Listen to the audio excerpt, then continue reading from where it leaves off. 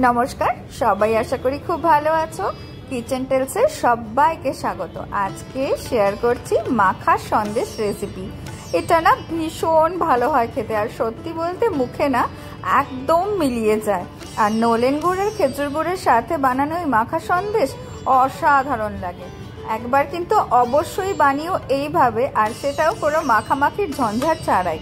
অনেক সময়তেই অনেক কিছু করে নিতে পারলে খুব ভালো হয়, কিন্তু সময়ের অভাবে আমরা করতে পারি না। তাই আজকে ইজি ওয়েতে কিভাবে বানাবে মাখামাখির ঝঞ্ঝাট ছাড়াই এই মাখা সন্দেশ, চলো দেখে নিই।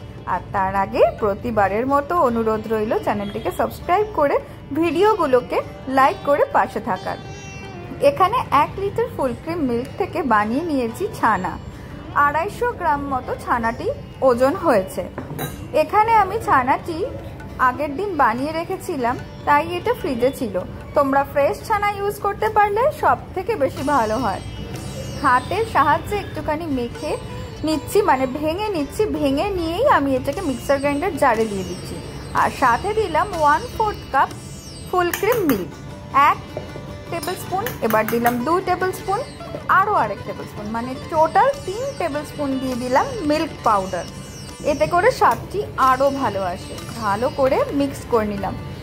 একবার চামচের সাথে এইভাবে একটুখানি নাড়াচাড়া করে দিলাম। দেখো ভালো করে কিন্তু মথে নেওয়াটা হয়নি, যতটা হাতে করে নেওয়া যায় ততটা হয়নি। তাই মিক্সার গ্রাইন্ডার জারটা কি আরেকবার ঘুরিয়ে নিয়ে এলাম। এইবার দেখো একদম কিন্তু পারফেক্ট হয়ে গেছে, ছানার কোনো দানা নেই, একদম একটা মিহি একটা টেক্সচার এসছে। এটা একদম পারফেক্ট। হাতে করে মথে নিতে চাইলে অবশ্যই ছানাটিকে মথে নিতে পারো, তারপরে দুধ আর গুঁড়ো দুধটি মিশিয়ে। এইবার আমি সামান্য 1/2 চামচেরও কম ঘি ননস্টিক কড়াইতে ছড়িয়ে দিলাম। এইবার বেশিরভাগ ছানাটি আমি দিয়ে দিলাম।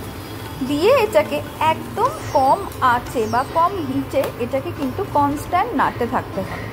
মোটামুটি 3-4 মিনিট নাড়িয়ে চাড়িয়ে নেওয়ার পরে আমি এর মধ্যে দিয়ে দিচ্ছি 1/4 কাপ খেজুরের গুড়।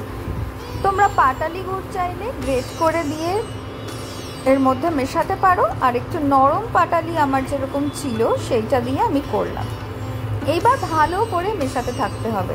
একটা স্প্যাচুলার সাহায্যে দেখো আমি একটু ভেঙে ভেঙে দিচ্ছি, যাতে ছানার কোনো রকম কোনো দানা না থাকে।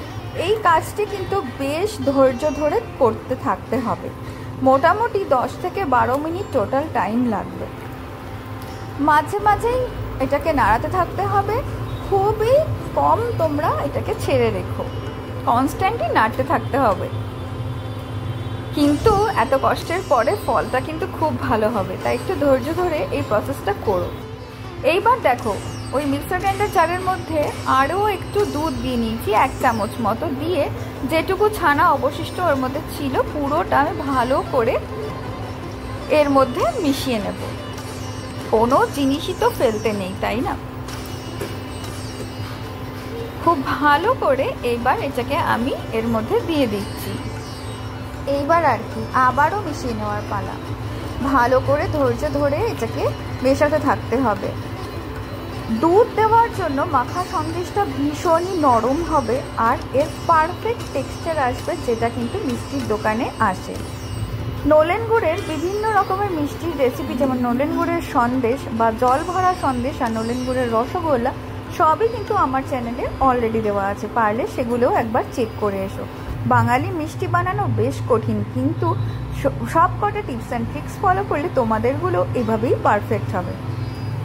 কথা বলতে বলতে আরও 2 টেবিল চামচ দিয়ে দিলাম নলেন গুড়। এবার দিলাম একদম পাতলা যে নলেনটা সেইটা, আরও অল্প একটু দিয়ে দিচ্ছি। এর মধ্যে খুব বেশি মিষ্টি হবে না, একটা হালকা মিষ্টি আসবে। আর নলেনটা কিন্তু খুব বেশি মিষ্টি হয়ও না, তাই জন্য তাও তোমাদের যদি মনে হয় একবার চেক করে নিও। তবে এই পরিমাণ দেওয়াতে টেক্সচারও যেমন পারফেক্ট আসবে, মিষ্টিটাও পারফেক্ট আসবে, আর গুড়ের ফ্লেভারটাও অনবদ্য আসবে। খুব কম আঁচে এই প্রসেসটা কিন্তু করতে থাকতে হবে। মনে রেখো, আঁচ যে মুহূর্তে বাড়িয়ে দেবে সে মুহূর্তে কিন্তু ছানা আলাদা হয়ে যাবে, আর ছানা থেকে জলটা আলাদা হয়ে যাবে। তাহলে ছানাটা ড্রাই হয়ে যাবে আর খেতে ভালো লাগবে না। দেখো এখন কিন্তু প্রায় প্রায় হয়েই এসেছে। অনেকটা কিন্তু প্যান থেকে ছাড়তে শুরু করেছে। এই অবস্থা আমি ফ্লেমটা বন্ধ করে দিলাম। আমার হিটটা বন্ধ করার পর আমি এইভাবে একটুখানি মেলে দিচ্ছি মানে ছড়িয়ে দিলাম, স্প্রেড করে দিলাম। এইবার 2 মিনিট পর আরও একবার এটাকে নাড়িয়ে নিয়ে আরও একবার এইভাবে কড়াইয়ের গায়ে পাতলা করে ছড়িয়ে দিলাম। এতে যেটা হবে, এক্সেস যে নরম ভাবটা, জলীয় ভাবটা থাকবে সেটা টেনে যাবে। ওইভাবে 5 মিনিটের জন্য রেখে দিলাম। বাই দ্যাট টাইম আমার কাছে একটা এরকম বেকিং ডিশ ছিল, সেইটার মধ্যে আমি সামান্য একটু ঘি নিয়ে সেটা ব্রাশ করে দিলাম। এতে ফ্লেভারটাও ভালো আসে আর তুলতেও অসুবিধা হয় না। এবার একবার জাস্ট এই কড়াই থেকে দেখো অনেকটা টেনে গেছে, খুব বেশি কিন্তু টানাবো না, তাহলে কিন্তু একদম সন্দেশের মতো হয়ে যাবে, সেটা তো চাই না। মাখা সন্দেশ একটু নরমই ভালো থাকে।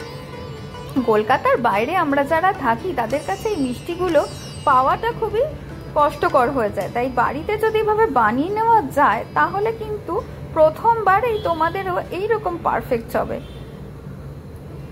নলেন গুড়ের স্বাদটা অসাধারণ লাগে, তাই সামান্য আরও একটু আমি দিয়ে দিলাম, একদমই সামান্য। আর একটা কথা বলি, অনেকে এর মধ্যে এলাচের গুঁড়ো দেন, কিন্তু আমি পার্সোনালি সেটা পছন্দ করি না। নলেন গুড়ের সমস্ত রকম মিষ্টির ভিডিওতেই দেখবে আমি কিন্তু কখনোই দিই না। তোমরা যদি পছন্দ করো অবশ্যই দিতে পারো, এতে গুড়ের ফ্লেভারটা অনেকটা নষ্ট হয়ে যায় বলে আমার ধারণা। ওপর থেকে আরও বেশ কিছুটা কাজু আর পেস্তা ছড়িয়ে এটাকে নামিয়ে পরিবেশন করলেই এটা রেডি। দেখো কতখানি সুন্দর টেক্সচার হয়েছে, কতটা অসাধারণ দেখতে হয়েছে, আশা করি দেখেই বুঝতে পারছো। অবশ্যই কিন্তু একবার এইভাবে বানিয়েও দেখবে কতটা সহজে হয়ে গেল, মাখামাখির ঝামেলা ছাড়াই। খেতে কতটা ভালো হয়েছে সেটা তো না বানালে বুঝবে না, তবে দেখে নাও, সামনে থেকে পেছন থেকে আমি পুরো টেক্সচারটাই তোমাদেরকে দেখিয়ে দিলাম। একবার কিন্তু অবশ্যই বানিও।